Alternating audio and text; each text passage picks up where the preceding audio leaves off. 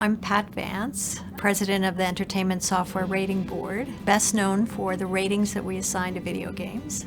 The E for everyone, the T for teen, the M for mature.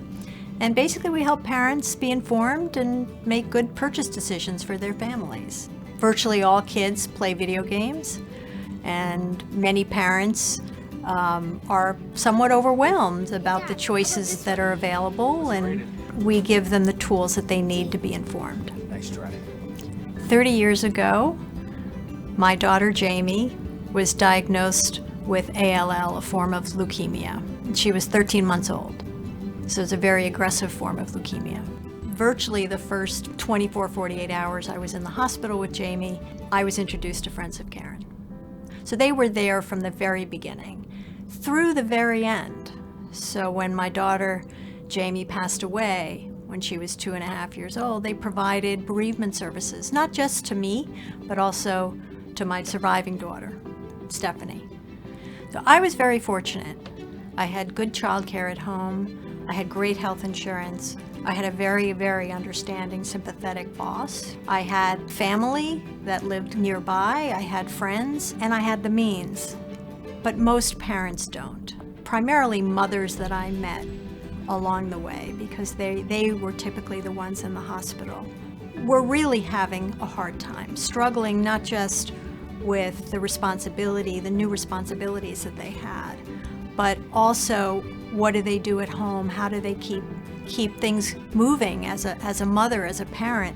When your child is first diagnosed with cancer, it's like a grenade going off in your life. Nothing is normal. You are overwhelmed with the horror of it all, the fear, but also the incredible responsibilities, new responsibilities that you've never had before. There is no one size fits all. Friends of Karen takes a very personalized view of your situation, whether it's childcare, transportation. Parking in New York City is insanely expensive.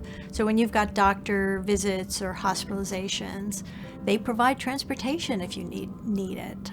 So there are so many aspects of sort of day-to-day life that Friends of Karen helps with when you're in that situation. Jamie had a bone marrow transplant when she was 18 months old. Stephanie donated her bone marrow to Jamie, and she was very proud of herself, as we all were proud of her. And we spent 2 months or more in the hospital consistently. And I had Saturday nights when I could go home and see Stephanie, which was not enough. But she survived, and I survived. And joyfully, a year after Jamie passed, I gave birth to Jessica, who is a bright light in our lives, and our family moves forward and our family lives on. And to a great extent, I can thank Friends of Karen for that. I came to the ESRB now 17 years ago. What was appealing to me about the ESRB was the public service aspect. We're really here to support parents just like Friends of Karen. We really try to ease their concerns about video games in the home, and Friends of Karen does far more with parents, much more important work, but nevertheless, I'm proud of what we do. There's not a day that goes by that I don't think about Jamie.